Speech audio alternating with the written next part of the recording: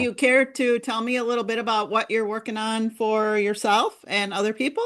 Or So a little bit of both. My automation stuff, I've been working on a genealogy tool for just who want to be able to do research, but they've got scattered notes everywhere in their technology, which is what I've run into after 20 years of genealogy research.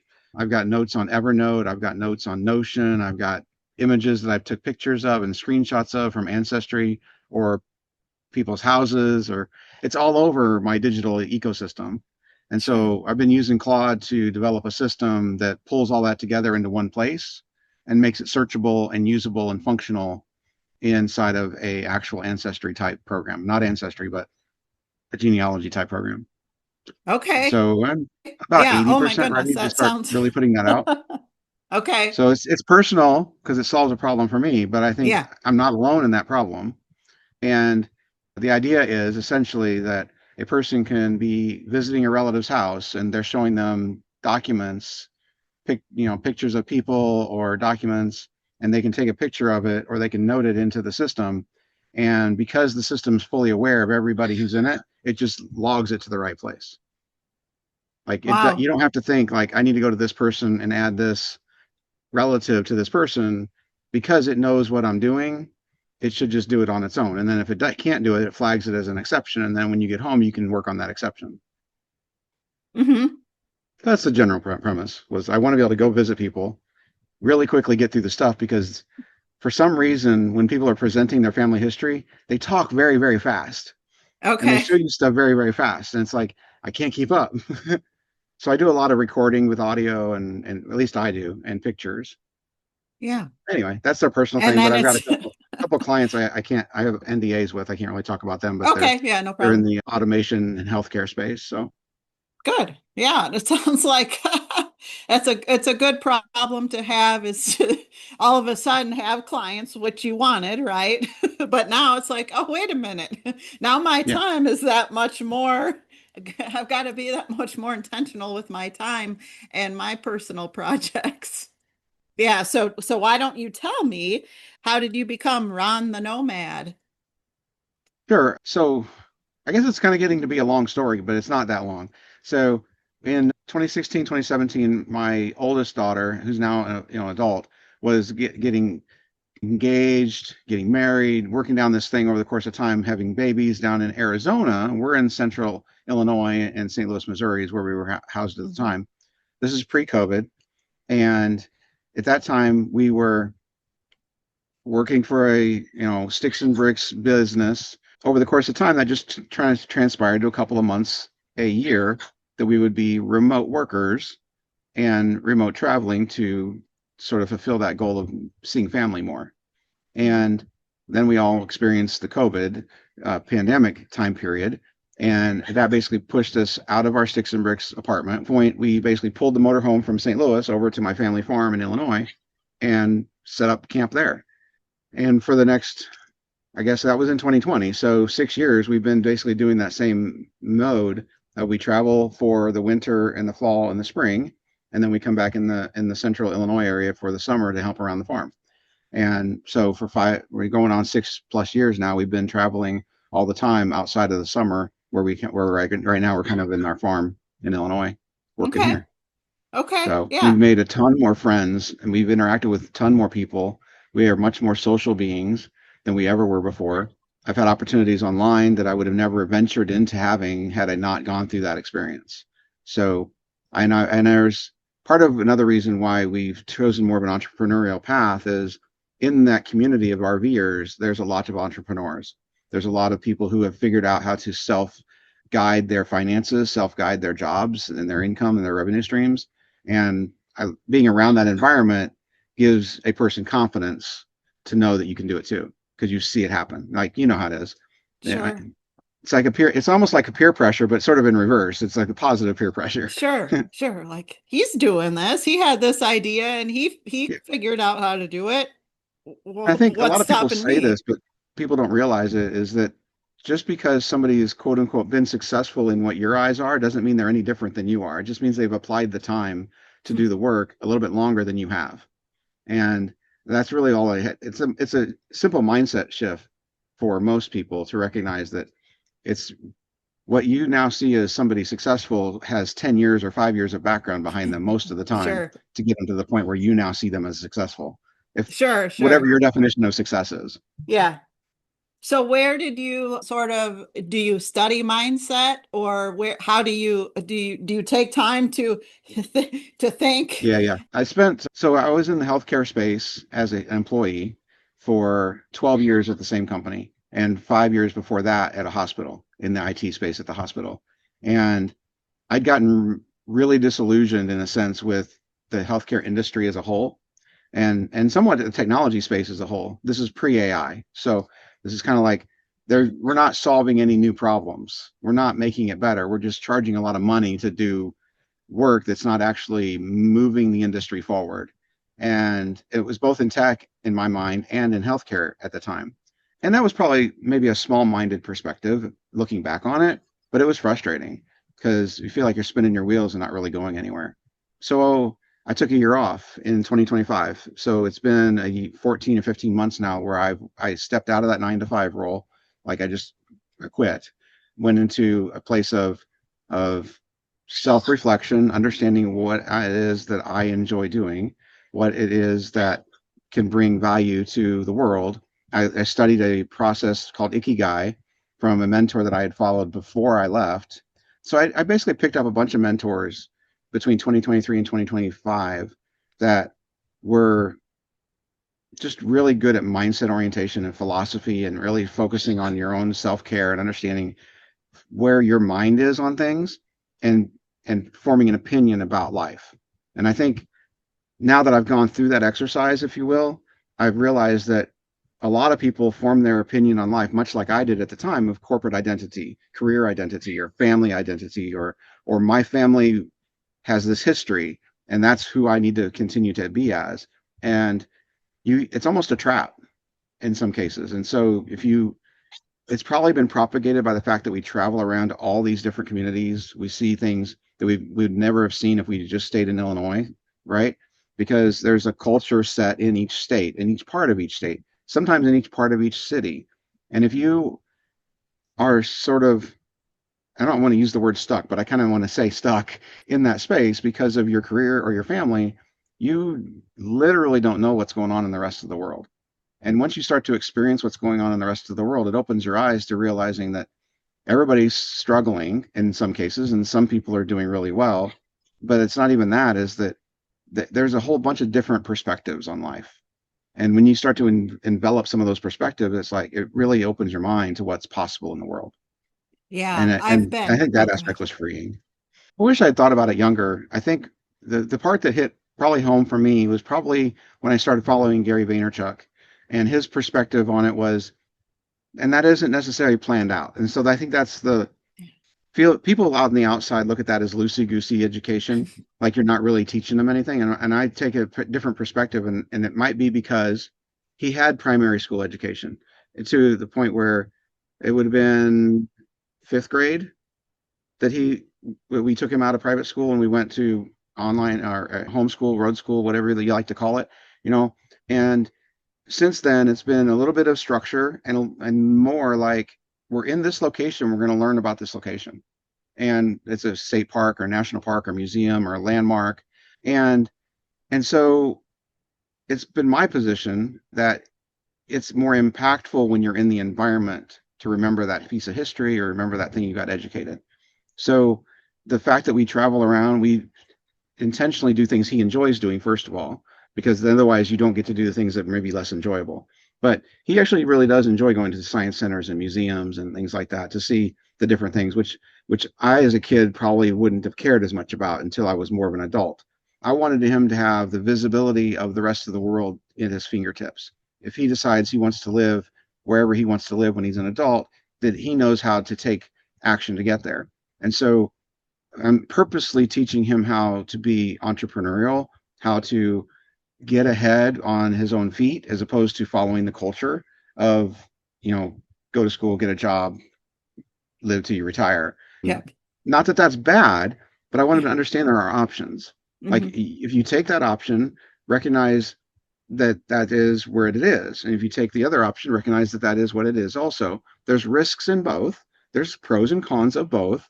And there's not even a defined path. You can actually mix them up, right? You know, Mm-hmm. hundreds of people have a full-time job and a side hustle that pays more than their full-time job. I know a couple. So it is because they've they've taken on a mindset of lifelong learning, and I want him to have that same idea. Like he wants to, I want him to know that education doesn't stop when you walk out of school place. No problem. Okay. So legacy is clearly important to you. What do you hope the people that you encounter remember about you? Not me. That's an interesting. So putting that to words is always difficult. Is what I would start to say. That we figured out how to find a way to make our life go forward regardless of the things that came into us, that came at us. So what I mean by that, and that's more than just like what we've been talking about. Like our background is, I got 5 different sort of what I would call career jobs in the IT industry. They're all in the same industry, but they were kind of career jobs that were transitional. Like I had a health scare in 2004, 2005, which put me in a coma for a month, and I have had 3 marriages and 3 divorces. So and I have 2 children, one's an adult, one's young. So there's a lot of sort of backstory to what people don't know. And I think not just me, I'm not even really saying that about Mhm. myself. That is just my story. But every time you encounter somebody, they've got a backstory. You don't know that backstory unless you've hung with them for a long period of time. And sometimes you'll never understand that backstory because it's too much in their closet to let it out. And that's totally fine.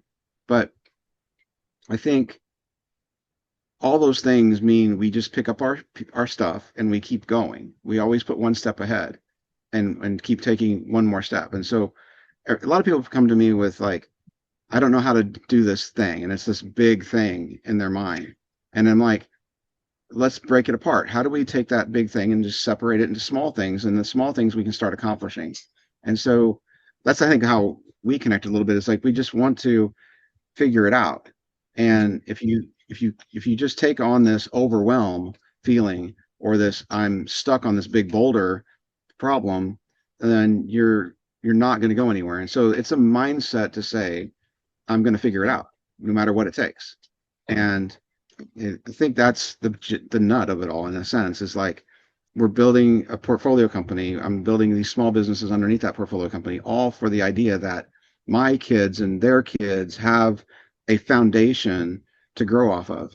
And it's not even a foundation that is just like my own random idea. It's a foundation that's been set in stone in a sense from some of the founding fathers of our country. They all had businesses of their own. They all had inventions of their own. And if you go into the industrial age, you have the Rockefellers and the Rothschilds and the Carnegies who all built businesses, family-oriented businesses to leave legacy for their families and their communities. And so at a small scale, for now, that's what I want to make sure that there's that kind of a legacy of some level that provide some independent thought for my descendants so they don't have to sort of fall into the matrix of where I lived for my first 30 years. Get a job, get a career, Mhm. get a wife, have 2 kids, you know, because Mhm. some Mhm. of those things just don't work out. And if Right. they don't work out, then your mind goes like, well, what do I do now? Yeah. And you sometimes, if you're still in that matrix, you just start the matrix over again. You just like a reset. What's best that the best that you can think of at this time and and learn from that, right? So I Yep. liked that a lot. And I am like it's 5 to 8 years of mentorship learning. Like I've actively followed and engaged in communities online that are people who are smarter than me on business, on life skills, on philosophy, on psychology, these things that I've taken in as like college education level mentorship. And now they all could be wrong too, but they're succeeding in life better than I am. So I'm gonna There you let go. I'm gonna say that they're the professors in my life. They're kind of my board of directors. And to bring it down to like right now, I've incorporated a lot of like their content and their philosophies into my AI technology that represents what I believe and what I want to stand on in going forward. And so when I'm working in my AI space, I'm working with all those mentors as my board of directors. And so if I'm suggesting something that would be in line or against something that one of my mentors would be like, I wouldn't do that, then Claude will call it out on me. I don't Hmm. think I don't think Alex Ramosi would actually do it that way. I think he would do it this way. And that I mean, I've had that same expression put back at me. Yeah. So, And but you can also incorporate what you don't want into these technologies because, like I said, when in the beginning of 2025, I was done with technology. Like even with AI coming on the scene, I was like, I don't care where it's going because everybody's complaining about it. Everybody's making it look bad. The mantra, and it's still that way a lot of times in the media, is negative. It's negative, negative, negative, drama, drama, drama, and it's still the case. And when I came across a couple of what I'm going to characterize as AI educators in the human space and enabling and embracing it from a human level perspective, I got really warm feelings about that and really energized me back into the idea. It's like now I can see how I can apply this to level up not only my own humanity, but the people around me when they need it. And so, and now I'm looking at it as when you build it right, and that's a very big key. When you build it right, you can absolutely make your life better in the AI space. So I think that's just where I'm dedicating my time now. That's like, all the way across the board. And then, yeah, there's a ton of other stuff that maybe not AI related, but it's technology related. And I'll do that for businesses because it helps them and it solves a problem. So I'm all about like right now is like person or business, bring me a problem and let's establish how to solve that problem. And that may or may not include AI. It may or may not include actual technology because even in my corporate experience, 25 to 50% of the time, the problem came down to a causal relationship between staff or departments. And it was about how to deal with some interactions that happened between these entities. And it wasn't always the technology. It only became relevant when you introduced the technology that caused them to have this interaction poorly. yeah. I'm forgetting the phrase I wanted to say, but the most dangerous words in any department or organization is that's the way we've always done it. I'm like, okay, what if we did it different? But what if this? What if? Or yeah. Yes, very, very interesting stuff for sure. Let's see. I want to ask you about what interests you most about 3D printing. I Oh, because I don't know a whole lot about 3D okay. printing. So a little backstory first. I started with a 3D printer maybe 10 years ago now. Really, back then they were archaic, they were hard machines. You had to physically put them together. You had to, every time you wanted to print with them, they broke or they didn't do what you wanted to do. The technology on the computer wasn't great. And so my backstory is I started with it for a couple of years. I got a couple of really cool things printed that I kind of wanted for what I was doing. So that worked for that. But every time I would stop using it for a month or two and then come back and say I want to print this new thing I designed, I'd have to fix the machine, or I'd have to fix my software, and it wouldn't work. And so I got fed up with that. So I basically put them all in storage for 2 or 3 years. And then my kid picked it up as a homeschool project. So we got him one for Christmas, and then he used that one to develop products that he sold at fairs and marketplaces that allowed him to buy a new one the next year. And then so we started doing some things. So he started that one and that generated money. And then so we got into this idea that we had a tool now that was actually printing cool stuff consistently enough that we could turn it into a business. And we did it and we still do fairs, just not quite as often as maybe 2 years ago, where we basically print up a bunch of characters and a bunch of home decor for farmers markets and First Fridays. But what really energizes me about 3D printing is the next layer. And there's two parts to it. One is there's a ton of great, real practical things that you can do with what you print with the designs now. So the design software and the people doing designs have really leveled up because of the new technologies and the availability of being able to create a 3D model from picture, or a 3D model from us describing it and then getting really detailed about the dimensions. And so, much like AI is doing for a lot of things, it's disrupting that design space and making it much easier for sort of Johnny at home to design something that's pretty close to what he wants. So that's really exciting. But then you can take, so that enables me on the road for RVers. So RVers have little plastic parts all over their RVs that break. Mm. They get used, they get vibrate, and they break the little clasps or whatever. And so we're in a campground. I broadcast that we do 3D printing, and within a couple of days, I've got 5 people saying, "Hey, I need this that's broke. I need this that's broken." And sometimes there's already a design for it. Sometimes I have to go design it myself. I've done some of both, but we're solving real problems, practically, physically, in person with somebody in a human space with technology. So that's one aspect, is that we can take this thing and actually within a couple of days prototype something that they can actually replace in their RV.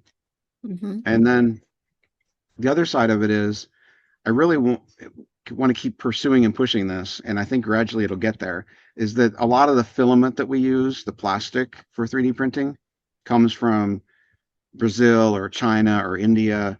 It's not manufactured that much in the United States. I think that market is wide open for more people. I think it's wide open for for people to buy filament at a reasonable price from the United States, as opposed to waiting for it to ship in from China. And I think so. I just keep pushing this constantly when I talk to people with 3D printing. It's like, buy filament locally if you can. If you can't, here's the portfolio companies that you can buy from around the country, and you can decide if that color fits you. With that. So it's very interesting, and interesting that you also then, always are able to step back and look at the broader picture of everything. So that's really cool. A And bit more. I've paid more attention to it since I started examining myself better, but I think it's something I've always done, which is I think what's always carried me through in my career as an IT person, solving problems in that field. And whether it was manufacturing, in the beer industry, or in healthcare, or I was actually in a small business coin shop when they back in the day. So this is like late 90s. And like I'm always thinking a little bit larger at the different layer. I'm going to start using the terms layers because that actually fits well with when I talk about AI too. There's there's the problem, and then there's the layer above it, and there's a layer above it, and there's a layer above that. And sometimes these problems down here are triggered by the layers. And when you start to solve the intricacies, the problem starts to go away. And that's just something I've started to develop into a system, but I think it's something I've started to understand in me, but it's something I've always done. It's so innate that I don't know how to describe it all the time. Okay. Yeah. Excited about, and where, I guess, where do you see it playing a role in the in the future for the next 5, 10, and plus Yeah, years? I'm not even going to play on the predictions level because there's too many people Okay. already doing that. Okay. But I will say that I think from at least my perspective, people are making it sound, or making it, I say people in general, like those who are not using AI effectively are looking at it from a perspective of, I'm it's scary, it's big, it's going to take a lot of resources because the media is telling them that. Mm. I think there's a message in the media, I mean, both social media and mass media, that is sort of governing the idea that AI is going to take your job. AI is going to take your environment. AI is going to this. It's going to, hey, they're broadcasting so much of the negative. And then when they do broadcast the positive, they broadcast it so large that it feels negative to the average consumer. Like, for example, somebody in our age group, 50s, 40s, 50s, 60s, they see a robot folding clothes, and they think, well, that's never going to be in my lifetime. And or like the idea that a roofer can roof their house. So a solopreneur business roofer, 1 to 2 employees, could be hired to roof somebody's house in a day with no roofers actually on the roof. So there are robots today that actually do that right now. There are businesses in Pennsylvania and New Jersey who they are roofing companies. They're small companies, but they've incorporated robotics and AI into the technology. And they come out, they set up their robota around their house, and it pulls all the shingles off the pallets and puts them on the house correctly. Like it's amazing.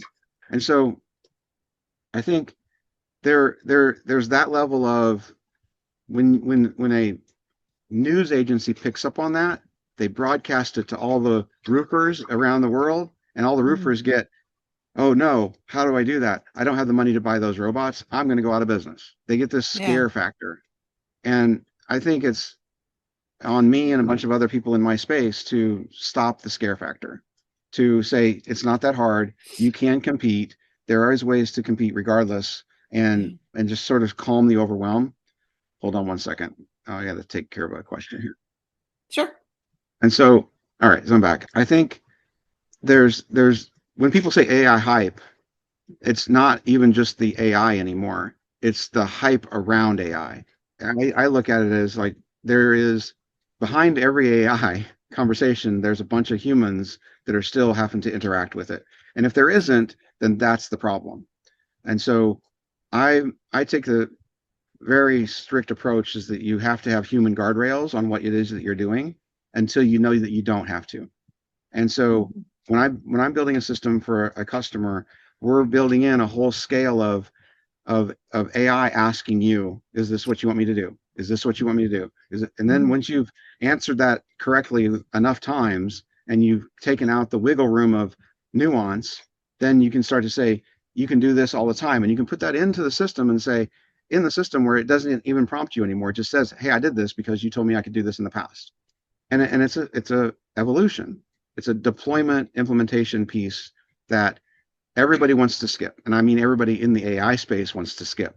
They want to develop a tool and then sell that tool to a roofer or sell that tool to a business owner and or bunches of tools, as a couple of them I've seen. Like I've got a couple of guys I follow that have a whole plethora of business tools that they want to give, quote unquote, for a fee Sure. monthly to a Mhm. business owner. And my position is for that fee or less, I can teach you how to build that thing that they're trying to sell you and you own it.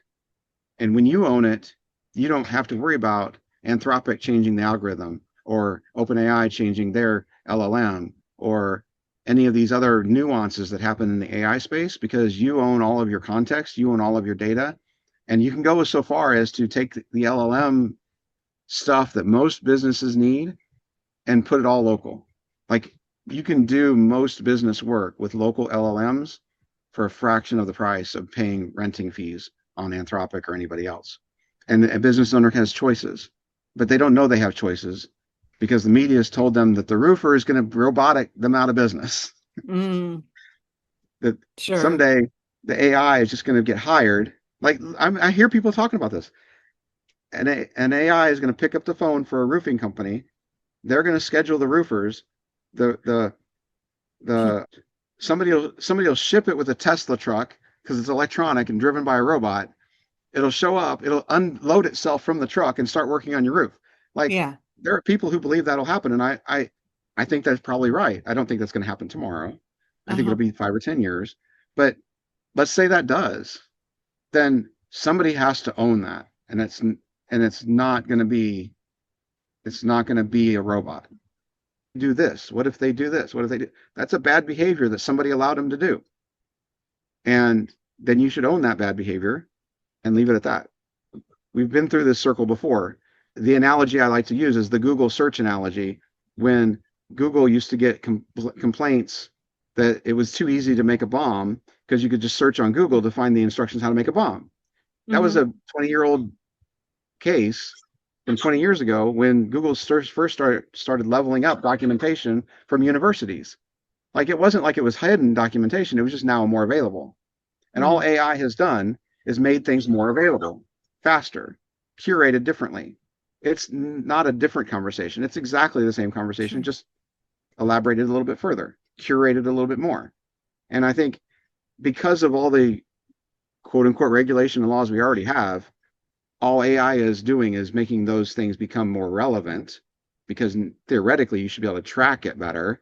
If they did something wrong, I think maybe there are some specific regulations to fill in gaps, but I think people aren't looking at the gaps. They just want regulation, regulation. They're worried about escaping AIs or people doing bad things with the technology. And I guess my position on it is it's all a lot of hype and discussion until you find an actual gap that somebody could get into where they wouldn't get prosecuted for doing that evil thing. And I would be, Mhm.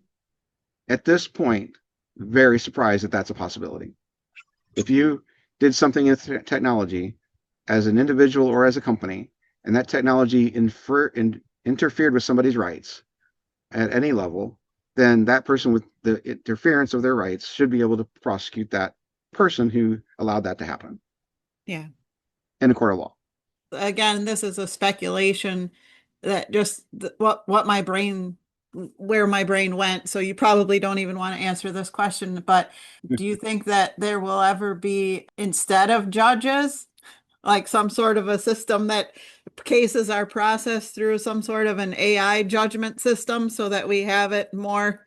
Because I know in the court system, from the little that I've not personally been involved in the court system, but I know people who have had things, and it's like they drag on and then you go months later and then you go months later and that sort of thing. It's terrible. Do you think that AI will have a place in the court system at some point? Oh, I definitely think it'll have a place in the court system. I do not think it'll replace the human judges. At least not, okay. Maybe I'm naive, at least not in my lifetime. But so all court cases are data. Like most of them Mm, are public data. Like you sure. can Yes. go to a system and research that court case to its data points, unless it's been redacted for whatever reasons. Like that's all public data. Yeah. A person could build a large language model specifically on specific kinds of cases, and a lawyer could take advantage of that. I know there's business models already doing that because the whole lawyer space is actually a very big space in the AI conversation, from what I'm hearing. From a standpoint of research, 100% AI should level that research, but it also should have significant guardrails and guidance as to how that research gets presented. And that requires good lawyers, again, that good lawyers to manage those guardrails. And that is a problem with our judicial system right now, is there's not that very many, from my limited perspective, of good lawyers. My by means of that is like they really listen to the letter of the actual laws that are on the books right now, the actual case laws that make a difference, and apply those to the guardrails they put on an AI. If you allow it, very dangerously allow it to expand upon that, which we know AI will do if it's allowed to, it'll hallucinate a new result. It'll hallucinate something that was underneath there. And so you I tell people, like, even if you're just using AI for general consumer use, like chatting and asking questions, you want to get to the bottom of the sources that gave the result. And so I tell people, like, add this to the bottom of your prompt, whatever your prompt is, make it say, make it deliver a bibliography of sources that gave you the answer that you're giving me, so that it is now forced to come up with answers to how did I develop this response. And you'd be surprised how more accurate your AI chats become when it has to show the answers. Sure. Concrete example, I was working with Claude yesterday on setting up Cloudflare to do some stuff for my website. And it was No, but nowhere. I love that. And I think, is there a way, as we wrap up here, um, do you want to let the people know that are watching, like, because I can tell you are a problem solver, whether that has to do with business or with AI, computers, whatever. I can see that if I come to you with a problem, you will help me figure out how to solve it. So how can people reach you if they want to utilize your expertise? So any of my socials, of course, but the easiest way to find me right now is using my domain is rondavis.pro. Okay.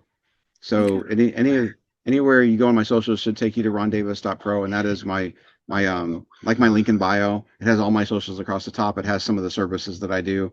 It's a way to contact me in there. So I just do that.